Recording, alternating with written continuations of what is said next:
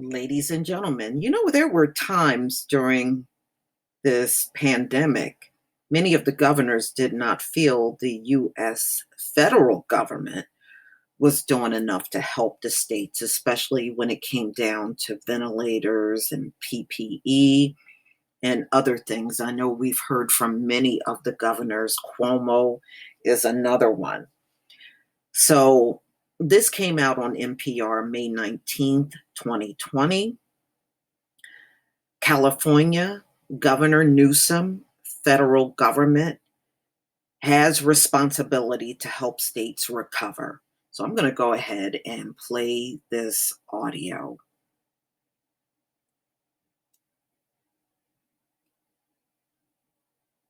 California led the nation in telling its citizens stay home. All the health benefits of going first are undeniable, but the economic cost of being first to issue a statewide stay-at-home order has taken the form of a $54 billion budget shortfall. Yesterday, Governor Gavin Newsom loosened the benchmarks that counties need to meet to open up, and parts of California are coming back to life. Bottom line is people can go at their own pace.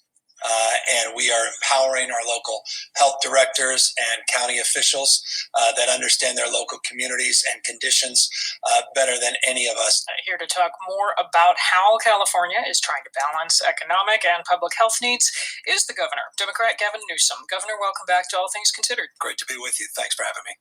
So these new benchmarks that you have rolled out mean almost every county in your state, with a few exceptions, Los Angeles being a big one, but almost every county can now move to the next phase of reopening.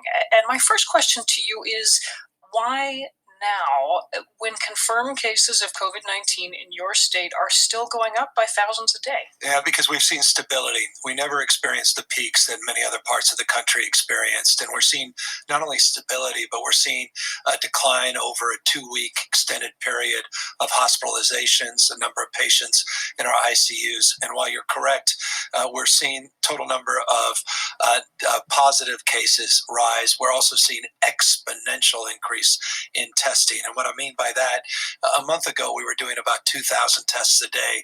We've been averaging north of 40,000 tests per day.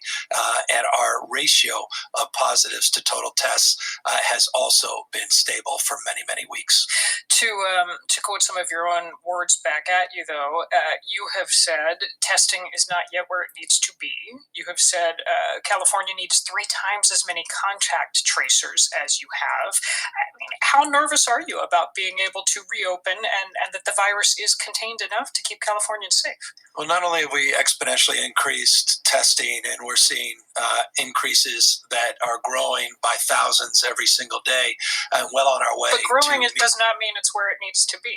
Yeah, very close to where we need to be. We're within a couple of weeks of being at scale in the aggregate. And again, we're talking about opening up regions of the state that don't live in the aggregate. And so there are testing requirements of each of those counties that are required of those counties to attest to before they can move into this phase. So this is a data-driven approach, and deep progress has been made, not only in the testing, but also in the tracing. We have now over 3,000 trained professional tracers throughout the state of California.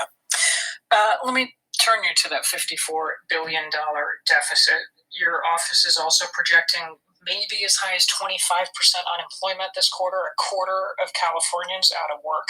Those are hard numbers to wrap your head around. What will you cut?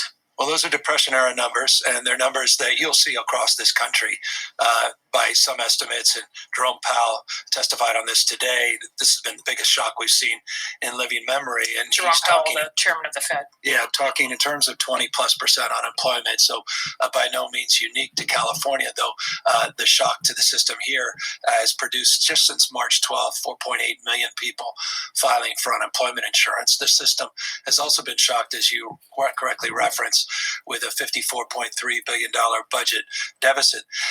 We are going to do everything in our power to protect the most vulnerable and do our best to protect public health and public safety, and significantly do our best to address public education. But we can't do that alone without the federal government's support, not as charity, but as social responsibility to help meet the needs of millions and millions of Americans. You're referencing the the ask that your task force has made to the federal government for $1 trillion in direct relief for state and local governments. Have you gotten an answer? Have you gotten any indication how receptive Washington might be to that request? Well, overwhelmingly so.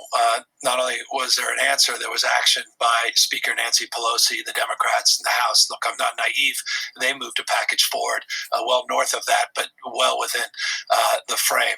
But clearly, which the Senate does not appear in a rush to take up. Go on. Yeah, correct. And so the reality is we have to continue to put up the pressure. And I think what's significant is the pressure is not just coming from states and from local electeds or statewide electeds, but in this case from some of the most well-known icons in the business community. Bob Iger of Disney, Mark Benioff, Salesforce.com, 91 members of our economic task force.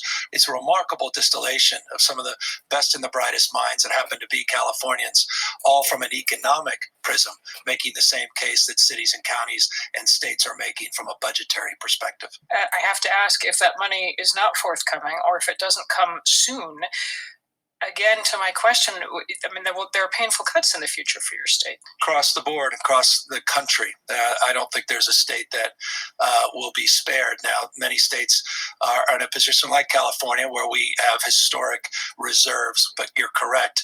There will have to be cuts. We're trying to do our best to spare, again, those cuts against the most vulnerable.